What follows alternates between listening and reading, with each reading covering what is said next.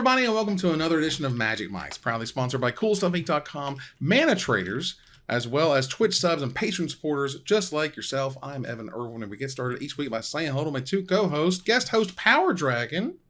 How's it going? And Ruben Bressler. Exciting! Welcome to the show! Woohoo! We have a guest host this week. Thanks so much for joining us here. We appreciate it.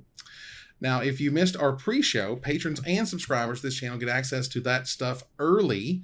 And when that, we kick it off with our first pick in our giveaway. Get your chance at $50 worth of anything at CoolStuffInc.com by typing !raffle in the chat. And subscribe first to get 2 chances to win. And support your favorite streamer with your suggestions at the end of the show to see who we raid tonight.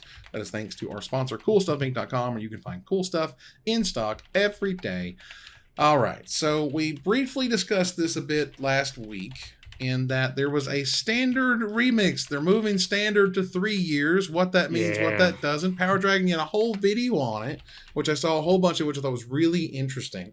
And would love for you to recap a little bit of that here, particularly in that I think one of the coolest things you kind of noticed was like, my God, there's a lot of removal in this format, and there's just going to be more removal. Insane. It's going to be more removal. Removal is absolutely insane. And obviously, because there's really a multiple level thing here, right? That we have, I think when I did the math, 16 to 18 reasonable sweepers you could play, and another like 8 to 10 bad ones. Mm-hmm.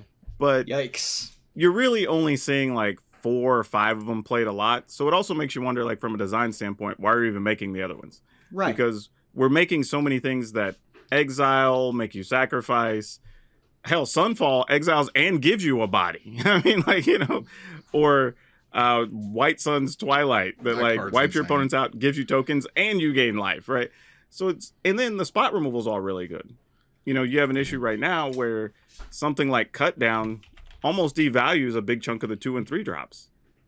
So like that's another issue, right? So you end up in this weird spot where the only thing that really gets played a bunch now are the like black red X decks, whether it's just black red or black red blue or whatever.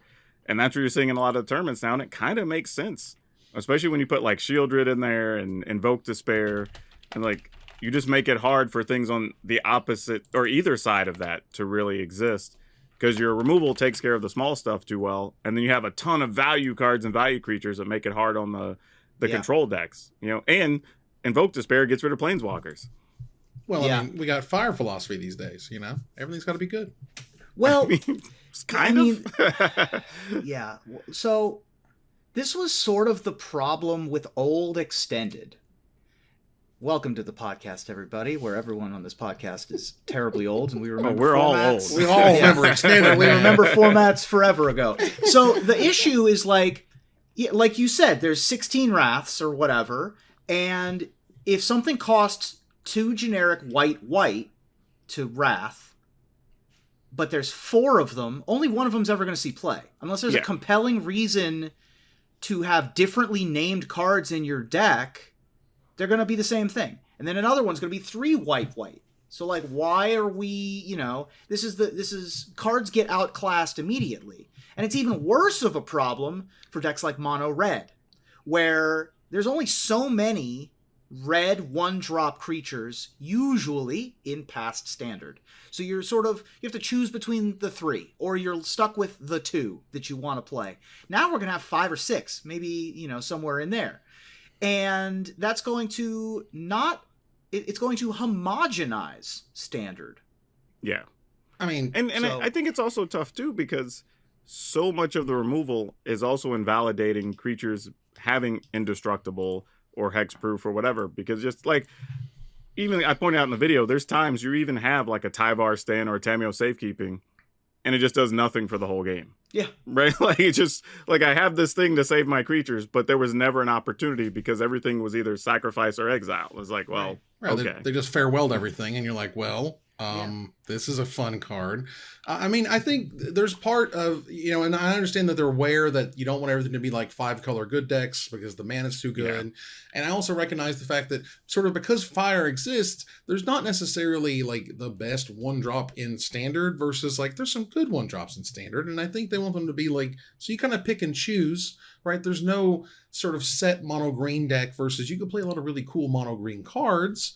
And do you want to go over here towards like Infect and, the bloated, what's his name? The 3-mana 4/4 guy with Trample? Or do you want to go some other way? The bloated Contaminator. Yeah, bloated Contaminator. Like there's a whole bunch of different ways. You can go to Pelucranos instead, for example. Which one do you want to choose versus saying like this is the 3 green drop? And I think that's part of sort of the issue with Fable is that like there's no other option. If you're playing red and you want to play a 3-drop card, Fable's the first one. You're not playing Fable. And that to me is kind of the issue. It's not that it's not a fun card.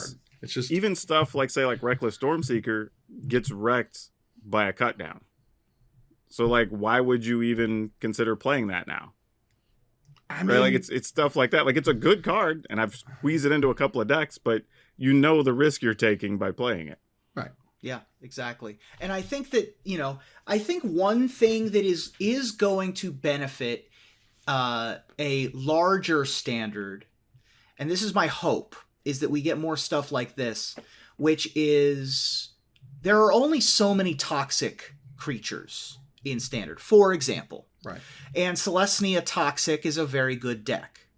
If you extend standard, Celestia Toxic doesn't get that much better.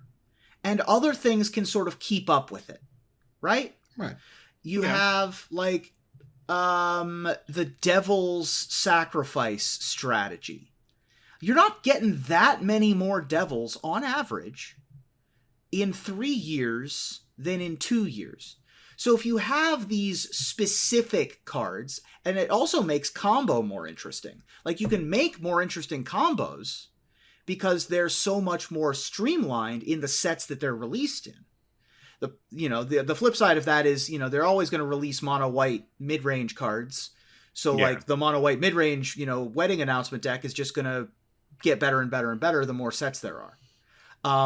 But the flip side is that I'm hoping is going to happen is that we get sort of like, very detailed, narrow kind of strategies that just have like 1 or 2 extra little pieces. Like we get like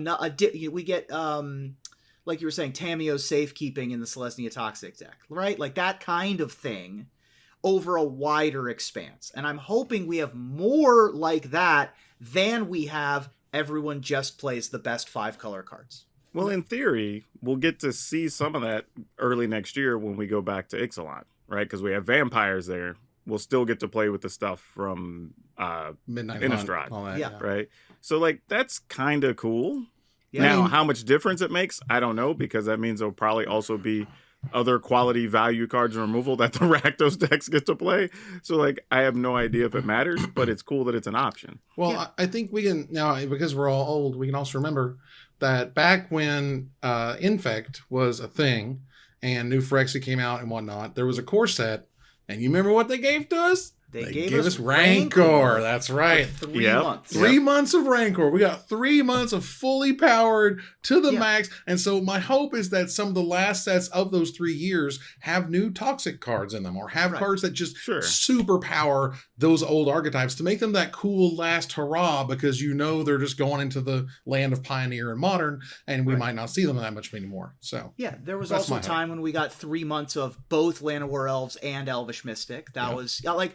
So the overlap experimental period, we get that in a different way now. Right. I'm hopeful. I'm hopeful that it will work. I am not expecting it to work, but they did need to do something to Standard because Standard wasn't working as a product. I think in principle the idea of adding that extra year makes a lot of sense. Mm-hmm. Yeah. So I don't have a problem with that in and of itself. It's just like, how do we fix where we're at so this next year doesn't cripple us? Because like even if you're thinking about removal, I don't know if I remember a time where every single drop, 1, 2, 3, all the way up to 6, has a quality removal card and multiples at most of them. And that, right? And a lot of those are sweepers. Right. And that to me is sort of where I was saying, like, they don't dislike that happening. I think they like that, and that you can choose your sweeper, like which sweeper should suit your deck better, the Sunfall, or do you want to go to the Farewell, or do you want to, you know what I mean, like which one works for your strategy, or the by invitation only, is that right, the one? Yep. You choose a number, drag to the bottom, Brotherhood's end. Exactly. like, right. Like, I think that's kind of cool because before it was Wrath of God, and like that's Right. it, and that's where you went to get your Wrath of God effect, and now it's like, well, I got And hopefully 10 of them. it leads to, choosing which wrath leads to choosing which creatures are better. Mhm. And choosing which creatures are better leads to choosing which spot removal is better. And choosing which spot... And then, But I also and then wonder- it becomes a fluid metagame. But I wonder if that also becomes harder to design around for R&D, right? Where every single color kind of has everything, right? Like, Well, Yeah. like what do you do at that point? Well, to try to And move maybe on here a that's little part bit. of the problem. I don't know. Well, Wizards says that they're going to have a yearly ban event for Yes. Standard every fall. That's a weird thing to say. It is. You don't normally have events where like, oh, we're banning things today. Or, I Hooray! can't wait. Like, oh, I guess, sure. There will also be extremely rare, quote unquote, mini ban windows 3 weeks after a new set is released. Yeah, that Okay. worries me a bit more because, like, at least after, if you do it at like a fall rotation, people have had time to play with their cards and you kind of know if your stuff's too good and it might be on the chopping block or whatever. Mhm. But like, if you just say we go build a deck in September, October when the new set comes out, you go spend some money on some packs, some singles, whatever, and then 3 weeks later you don't get to play with them anymore. That's gonna hurt way worse. Yeah. That's My gonna suck guess for a lot is of that players. My guess is that the mini ban events aren't going to be emergency bans of cards they accidentally printed in the set. Yeah, that I they hope just- not. Well, set came out they with. gave examples of Oko and Felidar Guardian, which, Sure. I mean, Fair. and Oko got to $50-$60 before he got banned. Yeah. So, And also got to see play for like several months. several months. That was And we a are lot. going back to Eldraine, so How about playable El Oko? Can I get an How about Oko somewhere playable? between broken and terrible? I need an Oko playable on Arena, please, because it is unplayable everywhere. They've eroded how many cards, but they can't errata Oko? Remember, they yeah, even that is did, a weird one. they even did an event where they eroded him to 5 mana, and he was fine. Let me 'Cause play isn't with that the that in whole- Historic. Isn't that actually the point of alchemy? Is so you can do that? And then they did it, and then they never touched it again. I was like, what are you doing? I just let me play with When Oko. we I don't go care back if to he's more Eldraine, expensive. That's ridiculous. and we get those abs again, there'll be another clamoring to make Thief of Crowns Please. come out of the woodwork. I don't care if it's expensive or more, costly on mana cost. Who cares? Anyway, Wilds of Eldraine was not designed with the new 3-year rotation in mind. Yep. The upcoming 529 BNR announcement is at least partially intended to help the new Eldraine cards shine. And that may have been, I think, a bit of mixed words in there, per se, but because That means they're Eldraine's not banning till Fable. September. Well, I think they're banning Fatal anyway, but they're not going to do it till the 29th of May because they have that big event coming, the Arena Open thing, and they don't want to mess with people's testing on that. So, and Man, I have a whole list of cards I would throw on there if they'd let me. What's on your list? Oh my gosh, like Invoke Despair for sure. I honestly felt like Invoke Despair should have been attached to Meat Hook Massacre, like when that happened. Okay. I thought if they'd have taken both of those, I think that would have helped a lot. And even with Fable being as good as it is, I think that would have helped a ton. Sure. But that's if they probably my get biggest rid one. of Fable and they get rid of Invoke Despair, I think that goes a long way. well, Farewell always has annoyed me since day one too. It's mostly because for 6 mana, I felt like it should have been like choose 2, like of the 4 options or Yeah. whatever. But it's Oh, just right. like, oh, no, you just wipe out everything. Just do everything. just get everything. Yeah. Except Planeswalkers, you get to keep those. Yeah, exactly. So I'm enjoy sure- your Planeswalker control deck. They did know that Pauper and EDH are not affected in terms of their banning or their ban rates or when they want to do stuff, which I think is fine. Standard being 2 years long is completely arbitrary. I want everyone to remember that. Yeah. That was Yeah. chosen just in the 90s or whatever of just like, this is standard. And they're like, okay, And remember, standard. it was what, 2017? We tried the like The short 18 months. No. That didn't even make it one full rotation, and Oh. people complained so much they went back to 2 years. It barely made it, if I recall, like 2 months. Like it just, Yeah, it was like, I think it made it to the next set release. So Everyone it was like hated 3 it. months or whatever. yeah, changed it immediately. Every store owner was like, what are you doing? No one wants to play standard anymore. And even now, you can go through the comments on that video on YouTube and people going, why don't you just try to shorten it? Why don't you just try to, make it Yep. smaller? They did did that. It sucked. Like, Everyone man, how hated quick it. people forget history, for real. Magic players in general, Jesus, were goldfish. All right, so let's move on to the first pick here to gather the townsfolk. Thanks to our sponsor, Mana Traders, the best tool to enhance your Magic Online experience. Use the code MAGICMICS for 12% off your next subscription with Mana Traders, and tell them we sent you. And we appreciate y'all supporting them who support us. So there was a wonderful Get Well Soon card that was brought up here. I'm going to bring it on the screen. That was signed and filled out by many who were in Minneapolis, which I thought was super duper rad. No Twitter. But, you know, Sheldon notes that some of my friends from Wizards_Magic and beyond sent a great gift card for a great card from Minneapolis. Really a heartwarming moment knowing so many folks are on my side, and talks about his beard getting shaggy. But we don't care. It's Sheldon. We miss his face. Hey, man, Yeah. you're in the hospital. That's fine. Like, just get better. We'll worry about the beard later. Yeah, man. It's got to make your way out and through. So that's awesome. And obviously, want to send all the good vibes to friend of the show, Good to Sheldon. see him in high spirits. It's a difficult situation to be in, but you know, I think it's nice that to have a little bit of a radio contact from Sheldon.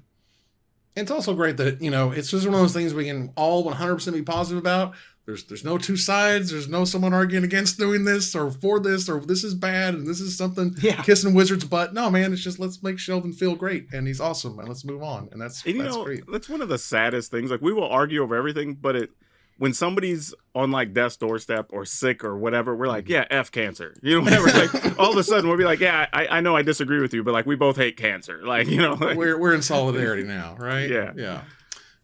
Nice cool. to have some universal truths. It is. Yep. So the Judge Academy is doing something interesting with a Judge Academy merchandise kit. I thought this was pretty neat. I'll pull it up on the screen here. And it's got some interesting items in it that feature some really cool looking artwork, which is nice. And apparently you can get 4 of these cards. I'm guessing these are the Judge Foil versions. I think so. Of these cards, right? Cool. There's a super cool backpack, which is neat. And there's a clear token, which is also super rad. Yeah. Anti-theft backpack, PVC tokens. Card binder. Very I wonder if they got looks Beetle gorgeous. and Grimm to help make that, because it looks like some of their designs for stuff. Right. Looks like the same backpack they used, right? Yeah, also the Possibly. same backpack. Yeah. Yeah, and they I think got that's great. Yeah, the playmat looks really cool. You know, Judge Academy playmat. It's and there's a pin. I love pins, of course, and some card sleeves, which is great. It's $312.50 right now from May 19th to June 19th is when it's going to be eligible, and it's only for judges certified level 1 and higher, because these are the way to reward for being a judge, just to get all the promos and all the super cool exclusive stuff, because judging is hard and it takes a lot of effort to do that. So let's reward them. Judging takes a lot of time. I think that's the thing people don't value a lot of the time. It's like their time is so valuable and it takes a lot of effort. Like, I especially like them coming out with accessories. You know, cards are nice, but they spend, like you said, they spend so much time and so much energy. It's nice to have a good backpack, right? The number of hours that they have to spend means that you want, you know, when you wear a nice pair of shoes, right? You want to just have a solid pair of shoes. You want to have a solid playmat, a solid backpack that you're not worried about it falling apart. Yeah, I think this is a really cool product. Well, what about a solid kind of super deck box that the professor himself was involved with at one point in time and selling on Kickstarter? The Academic 133 Plus XL. Coming from GameGenic and Clarion Community College. Of course, Brian being an awesome human who helped make this happen on Kickstarter. It's coming to retail early next year, which is sweet. So for those who missed out on the Kickstarter, you can get your own at your game store. and you know what's funny? Like, I liked everything about the box except the fact that it didn't have a handle. Like, that's the one thing that held me up on it. It needs a little... But I've needs a seen them little in person, and they're actually really nice. Yeah, they're super duper cool. And, you know, that did great. Obviously, fantastic. Congratulations to Clarion Community College and, of course, GameGenic for doing that together, which is awesome. And we move on here to some desperate ravings. So, Ondřej Stráský kind of came out with something we have heard before. This is not the first time that we have mentioned and or asked Wizards very nicely, would you please promote your events? Would you promote Arena's big event coming up and the people in it, the Arena Championship 3 that's happening soon? Lots of really cool people are going to be involved. And Wizards, I did know for what it's worth, I did see like a tweet shortly thereafter this note came out. But the Arena Championships kind of have, even the Pro Tour, they didn't advertise directly in the Arena client, and that killed my soul. Interesting, because I feel like the previous one did get promoted in the Arena client, so I'm not sure why they wouldn't have done it for this one. Don't know. Because it's not like it cost them anything. It's a slider really in their thing, right? Like, yeah. Somebody has to put it's it an in advertisement in their own product. Yeah, it seems odd to not have native advertising of the Magic Arena Championship inside of Magic Arena when you open it. I think that there may be... this might be like a turnover inside of Wizards issue, right? Maybe. Like, if there are just people coming and going out of the company, things fall by the wayside. This happens a lot with paper Magic, and it happened, even when competitive Magic was, even before Arena, this happened with competitive Magic. People just forget to advertise things. The left hand wouldn't know what the right hand was doing. This one does seem easier, though, and it's a little upsetting, but like you said, it seems like as soon as it was pointed out, maybe it got solved. Yeah, I've seen a couple of the other casters and stuff. They shared some things. I think Corey also put up one with either something about the players or deck breakdowns or something. So there's at least some stuff out there, but yeah, I don't know. Like, I don't know. Go get an ad on MTG Melee. Like, I mean, like, there's some easy resources you could do it on. There's also ways that you could get people and players and try to turn them into fans. And I like Counter-Strike and I love me some Counter-Strike. And right now is the biggest Counter-Strike event of the year. It's called the Major. And Valve in Counter-Strike, when you load the game, it has a thing where you can buy a package that will let you guess the winners of each bracket of the tournament. And they give you little rewards based on if you guess right and stuff like that, your little icon changes and all this other stuff. And you can also buy stickers of all the different players and of all the different teams, but that's different. But let's just think of all the different players. So imagine you could buy a Seth Manfield or a Nathan Stoyer or whoever happens to be in the event. You could buy their sticker to put on your sleeve. And buying that sticker helps support that player, which helps build into this whole, idea that you're working around these personalities and these great players. And Wizards, still to this day, seems to be that they want the cards to be the focus, and you just can't put the focus on the player.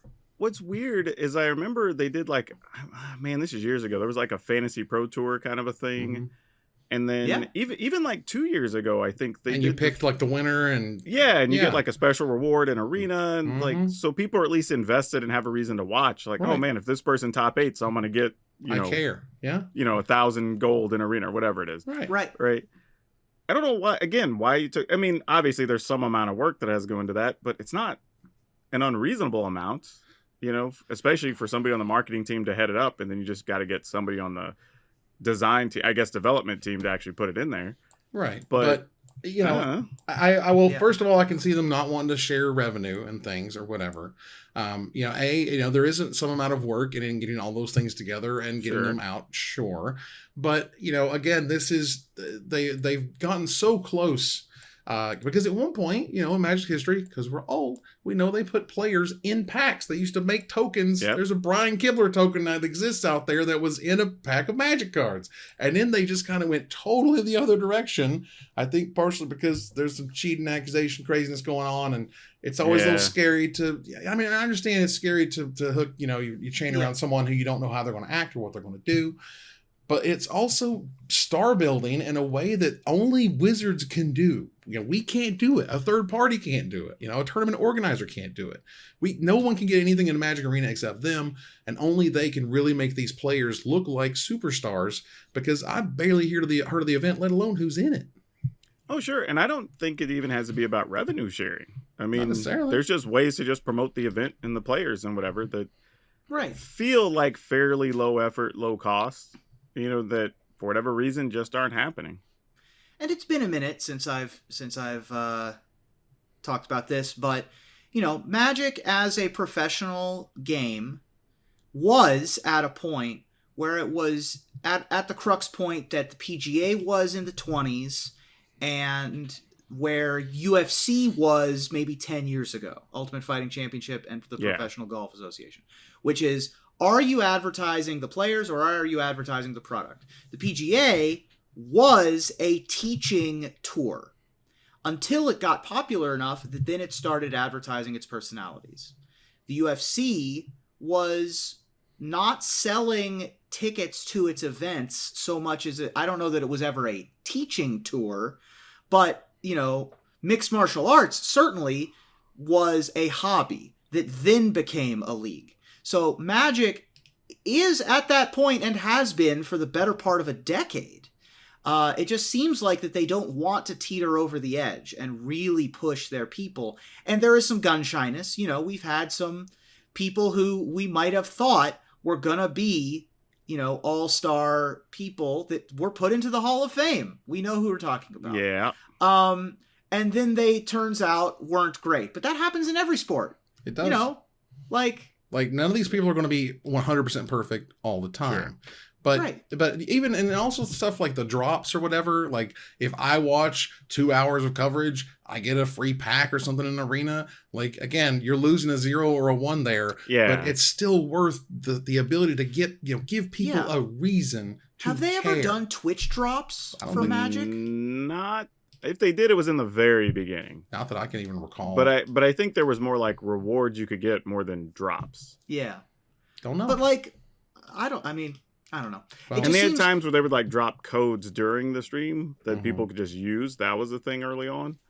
But not an actual drop. The timer in Twitch that says you've been watching for 2 hours. Here's your nothing sleeve. like that I can remember. Yeah. Yeah, so moving on to other things that can be frustrating. There is a arena price increase in Europe. For the players in Europe, the price is basically going up €1 plus per package. I'll bring up some information here on the thing, and you can no longer buy in dollars. You have to buy in euros if you're in Europe. Something value added tax is what I hear in this regard. The old VATSIs. So time to get on that NordVPN. Yeah, I mean, you know, would love to be sponsored. Hit us up. But wow, what an advertisement that would be! Get us your ad read. You know, for all you European Magic the Arena players, would you like to save some money? Yeah, that's very funny. Wizards would be super happy about that. Hey, that's real though. That's true. Oh yeah, not that Wizards didn't love us before. Oh yeah. We were all in their good graces. But yeah, so European arena pricing update. Pleasant Kenobi made a video where he went over, because he's in the UK, so he feels it in a very unique, distinct way versus Americans. Right. So for us, it's like, oh, the prices are going up. Doesn't affect me at all. But he actually sees that hitting his wallet. So Wizards of the Coast being the top comment, of course. I'm not totally sure what the cost is there, why the increase. I know there's also stuff that has to do with mobile as well. Mm-hmm. I know like stuff on Apple always has like a 5 to 10% whatever, because Apple takes an extra cut over Android, and so like there's a lot of weird things behind the scenes when it comes to digital business. Mm-hmm. So like who knows why that's actually going up. Yeah, it's usually 30% for Apple, because, you know, why not take a giant chunk. But we'll see. Let's move on here to a little bit of splash damage for this week, which is always fun. I have no idea why this exists. On Variety.com, which is the trade the trade news organization for television, movies, and entertainment, noted that Dungeons and Dragons is going to launch a free 24-hour streaming channel set to launch this summer. It's going to be a free ad-supported TV streaming service called a FAST, because, hey, acronyms, from Hasbro's E1, to include original series, episodes from the animated TV shows, and I guess other things. If you recall, Hasbro bought E1 and everyone said, why are you doing that? And then nothing happened for about 3 years. And then this is the first thing I've really seen them release from it. And I'm like, yeah, they paid a lot of money for E1, as I recall, like a whole bunch of money. Yeah. I don't know what's going on. I think that the answer is just what you said, which is they weren't doing anything with it we might as well put some stuff there. We've got the rights to the 80s cartoon. Let's put the 80s cartoon on there. We've got a budget for D&D stuff that we don't really put into the Twitch channel anymore. Let's put it on the E1 channel. I'm excited for this because there's a possibility that maybe I'll be on it. Because I've done... Talk to me, Wizards. I am a Wizards of the Coast official DM for 4 years. There you go. So, get in my inbox. But you're right. It is kind of out of nowhere. It is a little bizarre, but I'm hopeful that it will work, because if it is successful, that means that others might try to replicate it. And regardless of if they do or not, that means that live streamed D&D is still wanted and paid for by advertisers. Yeah, I would also think this could be a test market for them, right, on E1. Like, because if this works, it's like, okay, well, can we go ahead and license the 80s Transformers stuff? Or, because Hasbro makes a ton of money every year they have a Transformers movie come out, right? That's one of the things that hurt them during the pandemic, because you couldn't finish the movies and get them out, right? And there's one this year, right? Theaters. So. Yep. Yeah. And they're going to sell a crap ton of lunchboxes and T-shirts and action figures and whatever. Rise of the Gorilla Robot is coming out. Yeah, it's like Beast Wars or something. Yeah. But honestly, I could see this being a thing where you say, okay, now let's put our My Little Pony stuff on there. Because you know what D&D shows don't need? Writers. Yep. They don't need writers. I'm not trying to be weird about, like, obviously writer strike. No, you're not wrong. Pay the writers. I'm saying that actually encourages them to do that. For sure. Because you're they not have to wrong. pay for it, so. But everybody wants their own streaming service, you know, and if you could get one that's got all your branded stuff on it, it now becomes a channel where advertisers are paying you to be on it for you to basically run, like when we were kids, every cartoon was a 30-minute commercial, right? There was a new character in He-Man, it was on the shelf on Walmart that Friday. You know what I mean? And I wanted it desperately, yes. Exactly. Yes, exactly. Like, this kind of goes back to being that, because we don't even have, people don't realize we don't have Saturday morning cartoons anymore. Really? Those are gone. Oh yeah, they've been for years and years and years. Yeah, so this could be a way for them to sort of bring that back and be able to sell more stuff. And D&D already works because we have several large groups doing quality D&D streams. Hell, some of them have broken off to have 2 or 3 subgroups in their own shows. So yeah, it's an interesting first step. It'd be cool to see what comes from it. Yeah, Saturday morning cartoons died in like the early 2Ks, somewhere around there. At that point, there was just, you would watch the Disney Channel if they were little, if they were very little, or the Nickelodeon if they were a little, older than that. And now we got Bluey. Which is great. That show's awesome. If you've not seen Bluey, never seen it. It's very good. But there also was a loss in the poker world. Ruben, tell us about Doyle Brunson. This I've heard of this guy. Like it was you've heard of this guy, right? I've heard of him. I don't play poker at all, right? So I know right. This guy. So Texas Dolly, Doyle Brunson, passed away. He'd been having health issues for a very long time, and he was almost 90. Doyle Brunson is the John Finkel of poker. He is the Babe Ruth of poker. What I mean by that is he was the greatest first. Right? Yeah, that's fair. We've had other greatests of all times in other sports, but he was the greatest first. He was the World Series of Poker champion in 1976 and 77. Had something like 12 bracelets. He wrote the most popular and to this day most famous poker book, Super System. Yeah, the two most popular because it has a sequel. Super System 2 as well, yeah. Which is the Bible. It's literally, if John Finkel had written the book on how to play Magic mathematically correctly, that's what Doyle Brunson did. It's absolutely wild, how foundational he is. And he was playing in Las Vegas poker rooms live in the big games as recently as this year. Yeah, practically daily when he was playing. I would see him in Bobby's room at the Venetian playing the giant mix game constantly, unless he was in Doyle's room, which was the name of another big room in Vegas. So, it's a big loss. it's not like it was unexpected. He'd been having health issues for the better part of the, more than the last decade. Right. And he was almost 90. But it's still sad. And, the iconic cowboy hat, if you see a picture of him, you go, oh, I know, I've seen this before. Yeah, and the one thing I will say for Doyle is that I think everybody kind of, it's like you said, it's sad, but you sort of expected that day was coming. Because, he'd been having trouble getting around. He'd already been having to use the wheelchair for the last, I think, like 8 or 9 years.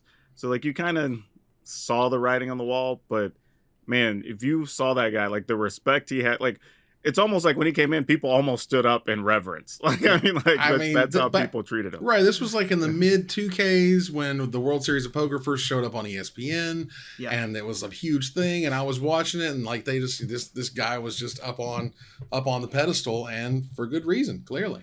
So I think he's the only guy that was announced in every tournament he's been in when he's been eliminated. Oh wow. Yeah, like just so there y'all would be know. a round of applause out of respect when he's eliminated. He's the best. Right. I wanted to share one other small anecdote that Scott Seaver, Magic player, but better known as one of the most winning poker players of all time, was playing against Doyle in the big room at the Venetian when he first started. This was like his first time meeting Doyle Brunson. He told this story on Twitter. And Doyle is famous for winning back-to-back World Series of Poker championships with the same hand as the final hand, 10-2 offsuit. Yeah. And so Scott is, this is his first time playing against Doyle, stars in his eyes. He looks down and he's got 10-2 offsuit. He's like, ooh, I'm going to get Doyle with his hand. And he like tries to bluff. Doesn't work. Doyle wins the pot, and as Doyle is raking the cards, the chips in, says something along the lines of, you know how many people tried to get me with that hand? Like, knew exactly what Scott was doing. That's cold, man. Like, just an absolute stone cold killer. That's just cold. Like, because a 10-2 offsuit got up and went the for a whole walk. time. Right, I seriously would have got up and walked away for a minute. Right. Yeah, it's like, I'm out. You got me. Like a 10-2 offsuit, that's super bad, right? That's like it's terrible. Okay, that's a really bad hand, just so we're clear. Yeah.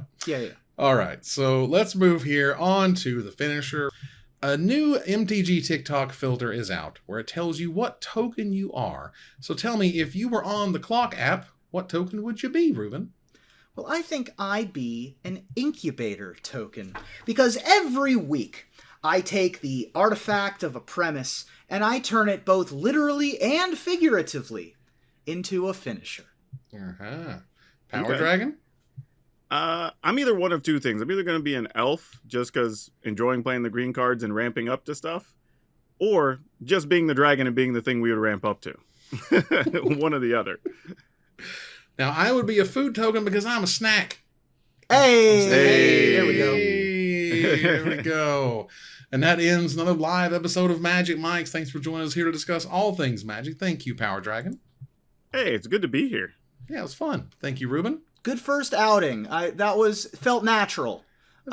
You must do this a lot. Yeah, which is good. I talk a whole lot, so it's not that difficult. Well, it's not just about talking a whole lot. It's about talking a whole lot, not over each other. And like handoffs. We threaded the needle. It was great. We've all been doing this a little while. That's so right. Let's move on here to our final slide. We do appreciate him being on the show.